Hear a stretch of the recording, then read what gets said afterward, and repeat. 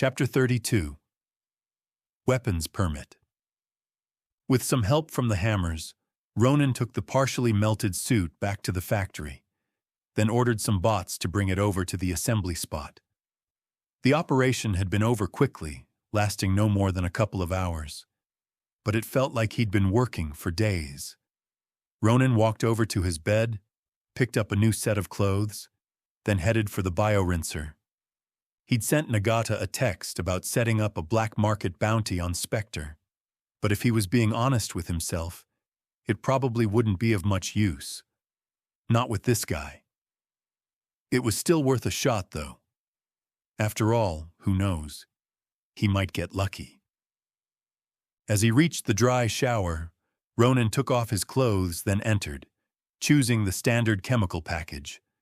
Tiny holes along the wall and ceiling next opened up, then began to spray him with gas. He tilted his head back in exhaustion. Today had been brutal. From that eerie, dark room filled with corpses, to the men that had died because of him. He couldn't care less about killing the men that served Spectre, but the hammers of fortune, well, that was different. He could have warned them. Likely, it was executive actions that had been scouting out his factory earlier today. A single word from him could have saved lives. He'd kept his mouth shut, though, and now men were dead. At least he still cared. So that was something. Ronin let out a tired sigh, then exited the chamber. He needed to clear his head. Putting on the new clothes beside the biorinser, he walked back into the factory's main hall, spotting Simons. The big guy had apparently left the printer and was currently studying his warsuit. "So, you not only used that suit, you fought with it?" Simons asked as Ronin approached. "I told you about this around a month ago, right? About the bounty I have?" Ronin said. "Wait, you mean?" "Yeah, that bounty is gone now. I had to do it, Simons. That bounty was 3 million credits. The big man fixed him with a level gaze. "This is the second time something like this has happened here. But you always seem to have an explanation." Ronin awkwardly scratched the back of his head. Although Simons had believed him in regard to the Happy Pearl incident, he couldn't just keep claiming things without providing evidence. He and Simons were familiar, yes, but they weren't that close. He needed to show something tangible. Nudging his implant, Ronin sent over an image he'd taken of the bounty earlier. "There. As you can see, it's real. And if you go back to that site, you'll find that my name's been removed." Simons inspected the image, his eyes widening in shock. "I thought you were joking about the bounty. How did you get something like that? You've got to be the unluckiest man I've ever seen." He scratched his head. "But why not have the authorities solve this?" "No," Ronin replied. "They wouldn't have helped, at least not in a way I can live with." He'd seen more than enough from these so-called authorities. The less interactions he had with them, the better. "Anyways, let's not talk about these negative things. I see you finished fitting the aerogel."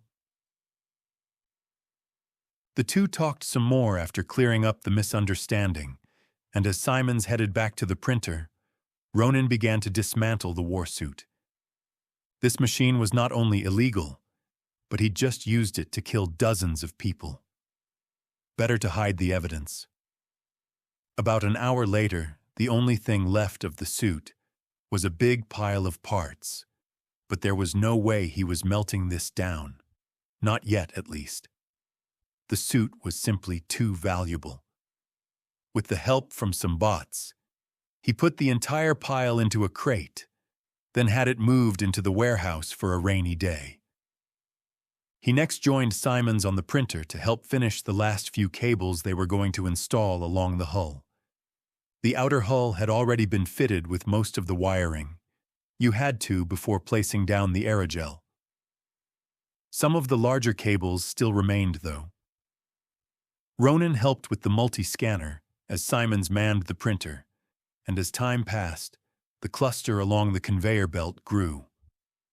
Eventually, there was so much stuff on the belt, some of the cables began falling off. "You just keep printing, I'll take care of it," Ronin said, then headed for the assembler. As he was halfway there, however, a thought struck him. Wait, I feel like I'm missing something. Nearly all the ships he'd encountered today had been warships. The fact that the two mercenary companies had had these ships he could understand. They weren't from Concordia to begin with. But as for Spectre and Argus, had all of their ships been illegal? Ronin thought about his Hemsway D8. Stolen away outside District 101, the precious ship was probably gone for good by now. But what of the Heidenreich? Was he bound to lose this ship as well? His factory had plenty of weapons installed, so someone clearly made weapons, then sold them to private companies. Perhaps. Accessing the Concordia net, Ronin searched up the various regulations on weapons manufacturing, and lo and behold, after a little bit of exploring, he found what he'd been looking for. According to the law, it was possible for certain types of companies to not only have weapons, but to make them. As for his own company, Maximus Solutions, it was just the right type. All he needed to begin making weapons was a permit. Never again, Ronin thought. Never again would he allow an incident like what happened to the Hemsway to repeat itself. He studied the regulations closer. There were some caveats that came along with manufacturing weapons, such as having to register what he'd made as well as file who he'd sold the weapons to. But it wasn't like he was planning on selling them to begin with. He downloaded an application form, then began filling it out, all the while standing stock still in between the printer and assembler. Simons, having no idea of what he was doing, began to shout something, but Ronin barely noticed. This was a game changer. He could build turrets that would protect his ships, restock the war suit if he ever decided to reassemble it. Perhaps he could even make a warship one day. Finally, after filling out the last section of the application form, he pressed send. "No more thieves," he spoke beneath his breath. He turned off the holoscreen, then glanced around. Apparently Simons had had enough and was currently operating the assembler himself. Ronin made an awkward cough, then headed over. The following days were spent on several of the Heidenreich's critical systems.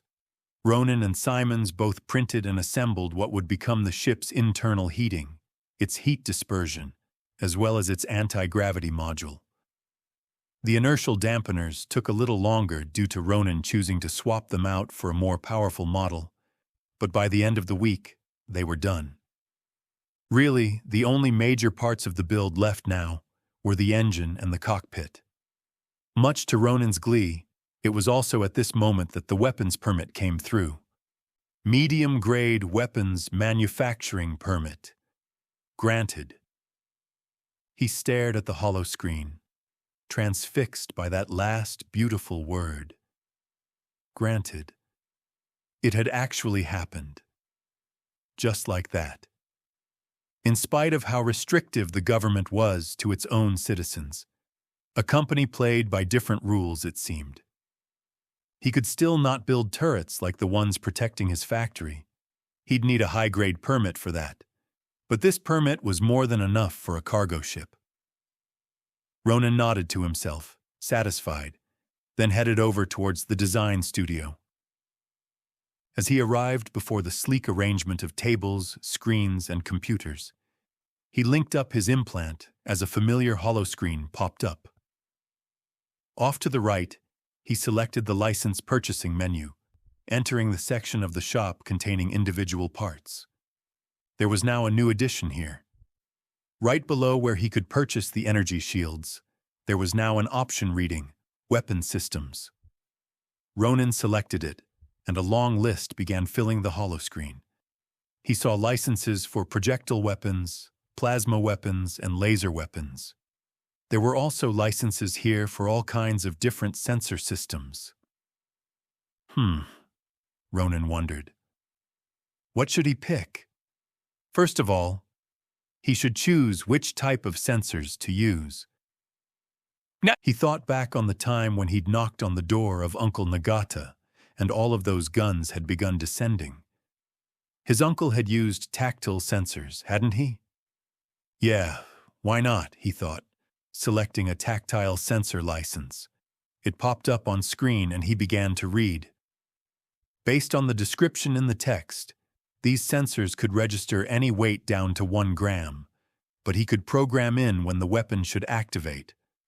Further, with a flat cost of about 5,000 credits, the license was also dirt cheap. Compared to the Heidenreich, this thing cost next to nothing. Done with his study, Ronin plugged in the tactile sensor's electric parameters as well as socket type into the search bar, and a long list of compatible weapons showed up. One license in particular stood out to him. He clicked on it. Double-barreled laser turret, estimated reload time, 2 seconds. Firing rate, 60 shots per minute. Penetration grade, grade 3 energy. Ronin scratched his chin. Though the weapon was a little slow, it was powerful. With a penetration grade of grade 3 energy, this turret should be able to burn through almost anything. Even his obscenely expensive Hero Maker would soon find its armor melted to slag with this gun. Provided the energy shield was off, of course. There was also the price of the license. 2,000 credits. Ronin licked his lips. It might be because he was still a nouveau riche, but he sure liked when things were cheap.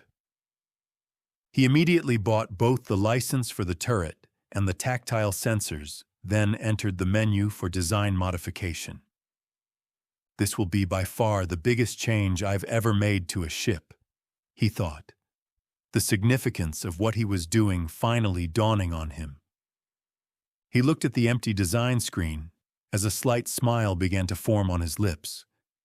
Next, he loaded up the blueprint of the Heidenreich, then added the 2 defense system blueprints.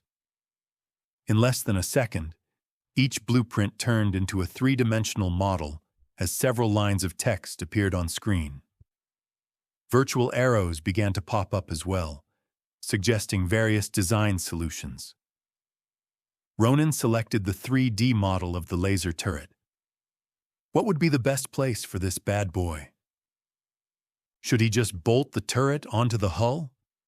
No, this weapon deserved a proper home. If it was out in the open like this, it could just be shot down. Not to mention that the tactile sensors required physical contact to locate the enemy. What about the airlock then? If the turret was in the airlock, it would not only be protected, there would also be ample space for the sensors to do their work. Ronin nodded to himself.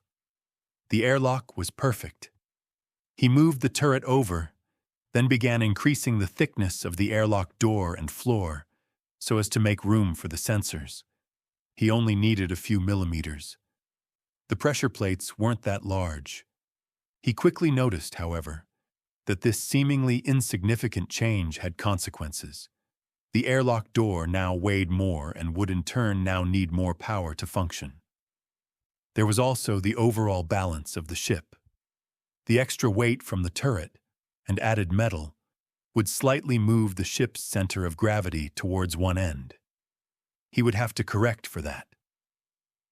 The real issue, though, was the amount of power he would have to supply to the turret. Ronin would probably have to rewire the entire airlock to make this work.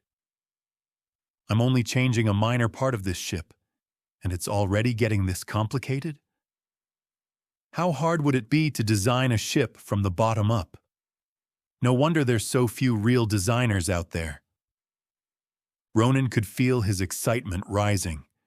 This was the exact type of challenge he'd yearned for. If he was going to design ships of his own, everything he did now would serve as a foundation for his future development. There were no limits to how difficult he could make this for himself, and with the way his intelligence kept on increasing as he progressed in the Calvrachian embrace, who knew what he'd be able to make in the future? Ronin dove into the design work, carefully studying the blueprint as he replaced circuit boards and added wires. Then, after an hour's worth of adjustments, he let out a breath in excitement as he rubbed his hands together. It was finally time for the test. He plugged his modified blueprint into the simulation program, and a text box appeared on screen. Run simulation, yes, no.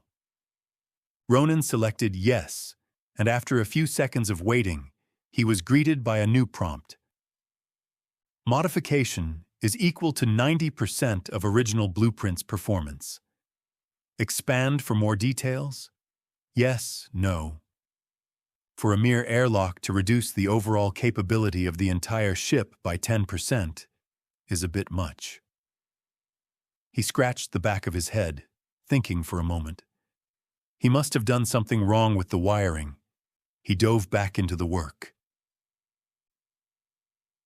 As the hours passed, Ronin went back and forth between simulating the design, then remodifying it again. There just seemed to be something missing. His eyes now bloodshot, he stared at the screen as he plugged in another version of the blueprint. Modification is equal to 98% of original blueprint's performance. Expand for more details? Yes, no. On his 11th try, he'd finally gotten something above 96%. With how much he'd been debugging the design by now, he'd practically become number blind. With this last iteration of the blueprint, Ronin had become so exasperated that, in a fit of frustration, he'd just increased the power output of the engine. Apparently, this had been exactly what the ship needed. In hindsight, it was actually kind of obvious that the ship would need more power to account for the turret. It was a big laser, of course it needed a lot of power. Regardless of how he'd done it, though, a win was still a win. 98% was more than good enough for him. Ronin hastily selected yes, then watched as data began to fill his screen. There were hundreds of figures here, intermixed with text. Be it various forms of analyses, graphs, or stress test models, he paid careful attention, memorizing them all. The next thief thinking they can steal from me will be in for a rude awakening, he snickered to himself. Ronin looked around the empty hall of the factory. Simon's was long gone by now, and the sun had set several hours ago. These last few days had given him just the distraction he'd needed. He still felt guilty about having withheld crucial information from the Hammers, but it had become more of an abstract kind of guilt. There was no use in dwelling on something he couldn't change. What was done was done. He did, however, owe those guys a debt now. If there was ever a chance in the future, he would repay them. He always repaid his debts. Chapter 33. The Heidenreich. As the massive Colosseum rose up around him, Ronin queued up for a match. A few seconds later, the familiar text box finally popped up before him. Match found. Enter match now? Yes, no. Yes, Ronin said, and a figure began to materialize in front of him. This game, Glory in the Arena, had become more and more of a lifeline as time passed. It helped him keep his head clear, it improved his body faster, and it helped strengthen his mind. Not to mention all of the cool new techniques he'd learned. With the game being as focused as it was on realism, every single thing he learned in this place could also be used in the real world. His several new mental guardians were proof enough of that. As the man in front of him fully materialized, the omnipresent game voice began to count down. Combatants prepare. 3, 2, 1. Combatants fight. The match was on, and the other fighter moved, the sand beneath his feet shifting as he adopted a stance meant for striking. Ronin already knew this style. He mirrored the man, positioning his body sideways whilst raising his arms, and the now two identical-looking fighters slowly began to close in on each other. Throughout his several battles in this game, Ronin had found that the fastest way to learn a new style was to copy it the moment he saw it, then use it against someone more skilled. None of his opponents seemed to like what he was doing, though. He was mirroring their fighting styles after all, but that issue was on them, not him. There were people that specialized in biting off tendons here. This was not a place for the faint of heart.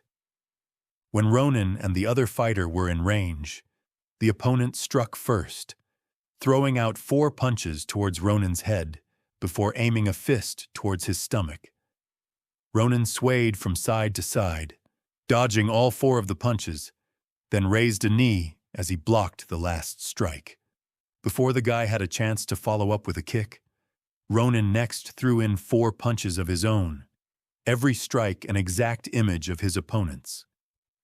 I don't think there is much I can learn from this guy, Ronin thought as he felt a fist connect with the man's face. He'd hold on for a little longer in case this guy knew some new moves, but he didn't hold much hope. The two fought some more, Ronin only getting more and more disappointed the longer the fight went on.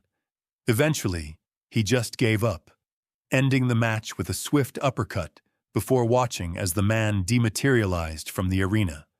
Towards the end, even this guy seemed to have given up on his own abilities. If anything, ending this match now was showing mercy. Ronin queued up for another match. Player now in queue, ranked matchmaking in progress. Match found. Enter match now. He said aloud, yes, and a new figure spawned into the arena. As the game voice once again began counting down, Ronin leaned his head back and inhaled deeply. The sun here was much stronger than back on Concordia. Every second he stayed in this game, he felt the sun energize him, lifting his mood as it infused him with a continual stream of much-needed serotonin. Ronin couldn't wait to leave his planet and feel a sun like this in the real world. Before he had the chance to daydream more on the matter, though, the game voice finished the countdown, and the match began. Ronin's new opponent immediately positioned his body low as he spread his arms. This guy seemed to be some sort of a grappler. Ronin mirrored the stance, and the two began to prowl across the sand as they moved in closer. His last opponent hadn't had anything to teach, but this guy seemed a little different. Perhaps he'd be shown something new? Ronin went from match to match, losing some, but winning most. Most of the techniques he encountered, he'd already seen some variant of before. It wasn't until about an hour into the fighting that he actually encountered something truly new.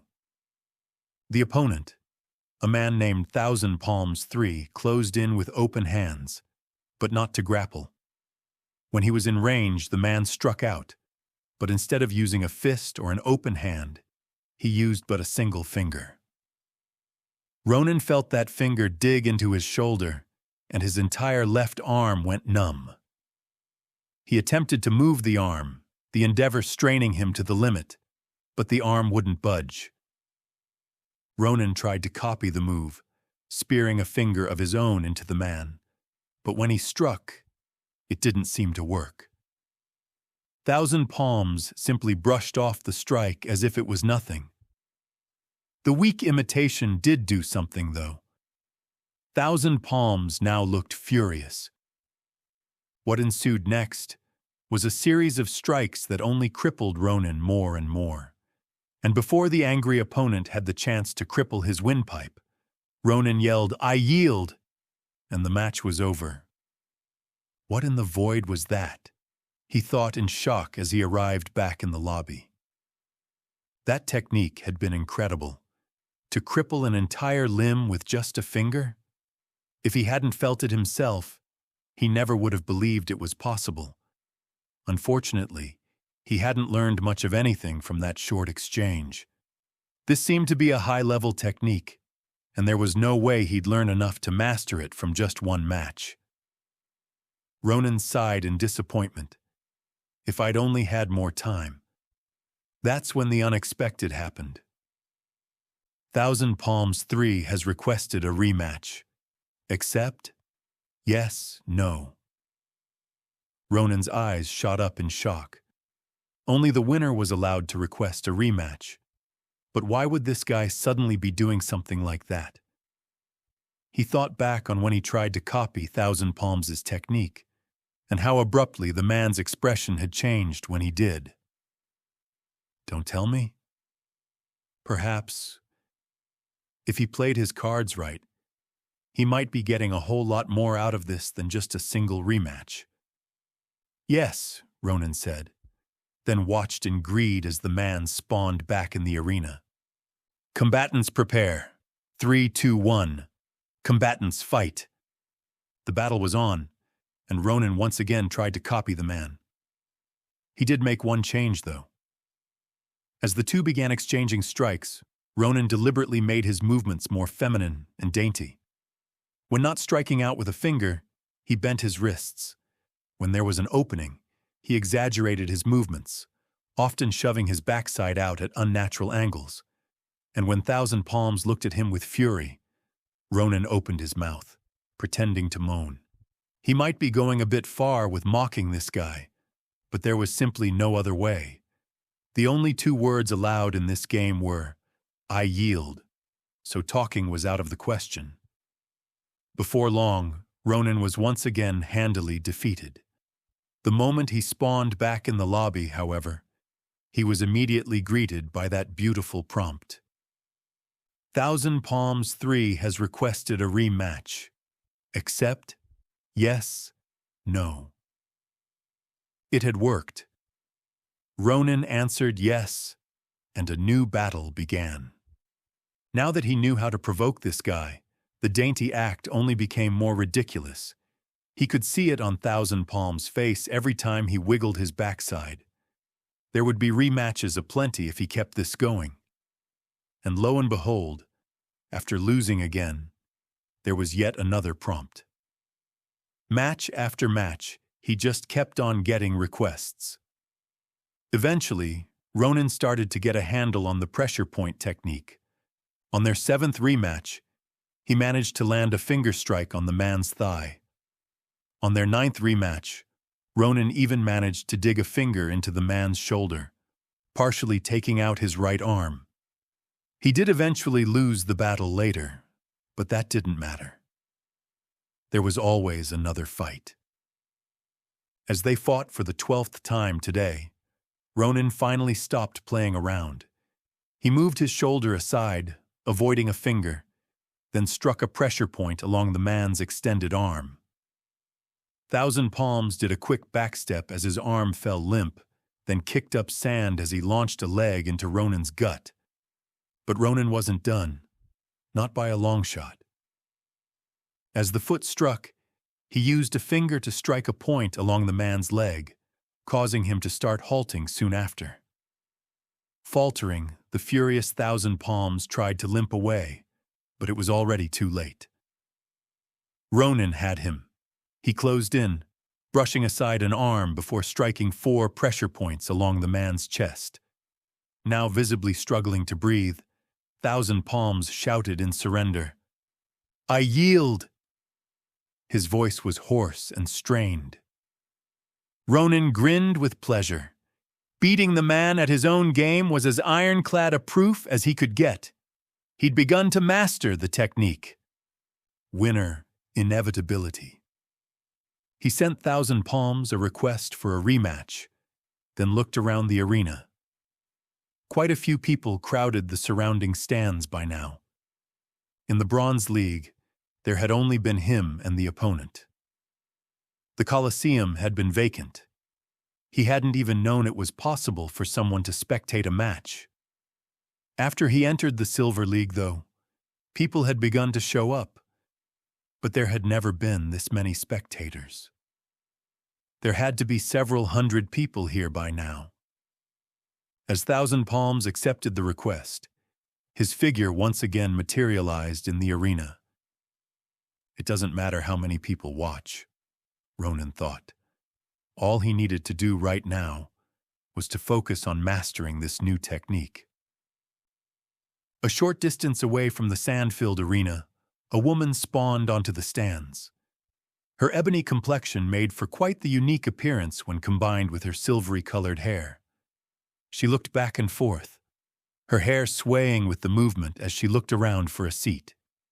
She'd spotted the name of Thousand Palms 3 when leisurely searching for a match to spectate, but had been quite stumped when she noticed the name being all the way down in the Silver League.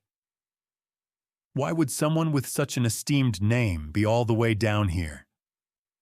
She'd fought Thousand Palms 1 before when she was in the Diamond League, and had struggled quite a bit before beating him. Could this Thousand Palms 3 be a fake? Out of curiosity, she'd entered the match. Now, however, as she saw Thousand Palms 3 spawn onto the sand, then begin to fight, she couldn't quite believe her eyes. "Why are there 2 of them?" she blurted out. "They've been going at it for a while now," a man beside her commented. "In the beginning, the guy called Inevitability lost match after match, but Thousand Palms just kept asking for more." The man chuckled. "Not that I can really blame him, though. I would have re-challenged Inevitability myself if he'd done something like that to me. To imitate someone's style in such an abominable way, Inevitability has got to be one of the most disrespectful fighters I've ever seen."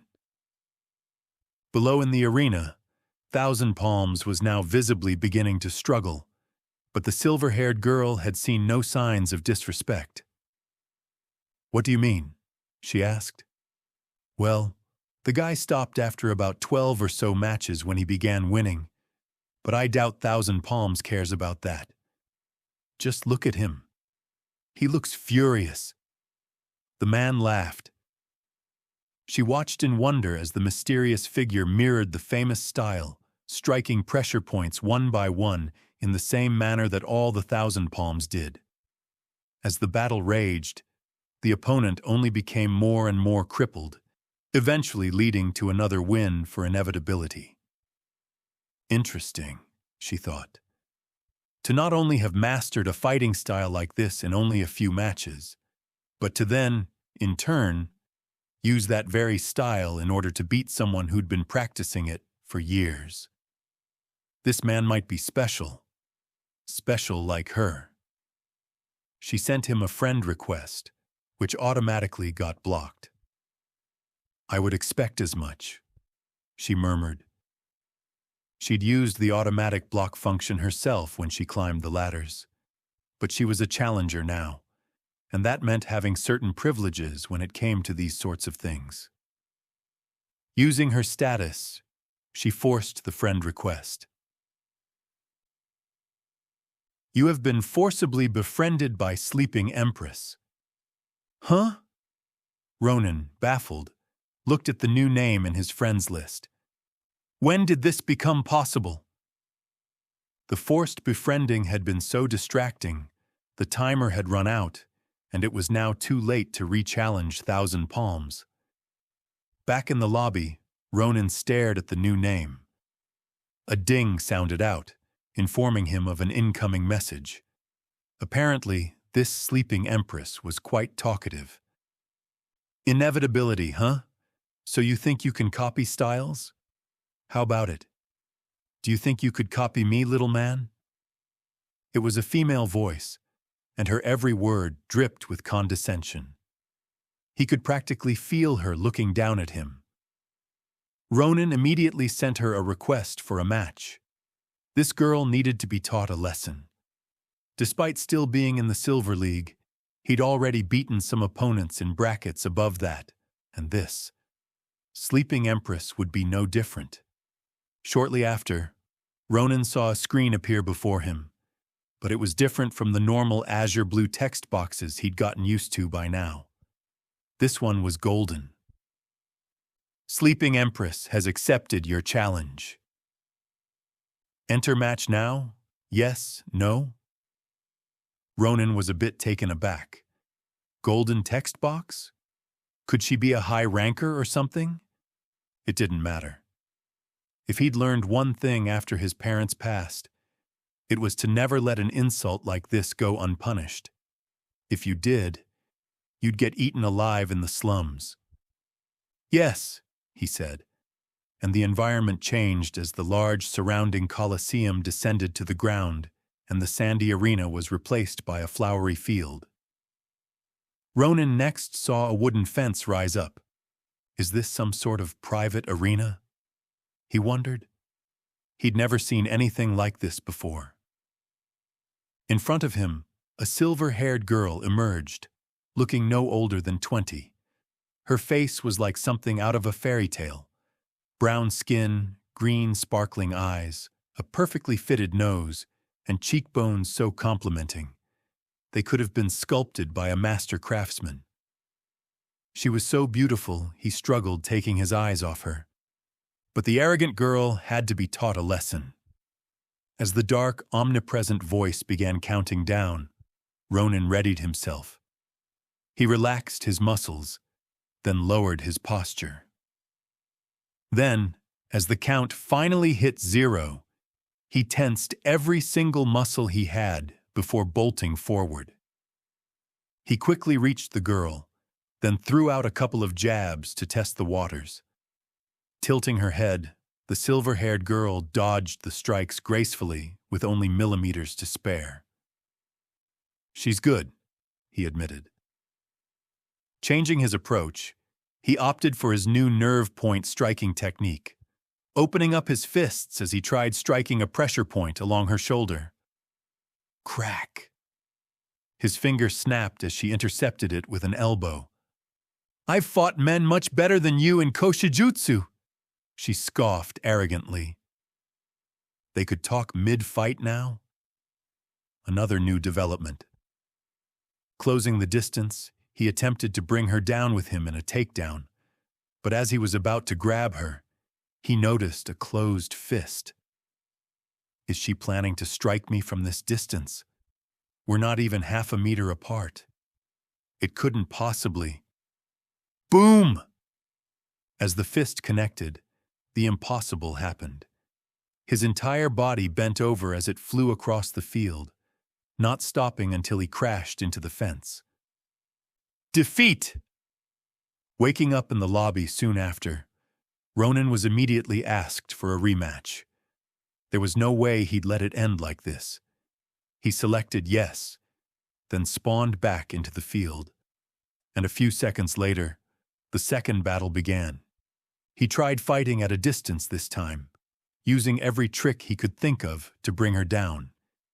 It, however, quickly became evident he wouldn't be winning this one either. Sleeping Empress somehow closed the distance between them in an instant, and just like last time, Ronin found himself flying across the field. Back first, he crashed into the hardwood fence, defeated for the second time in seconds. But this wasn't even the worst of it. Every move this girl made was generic and styleless.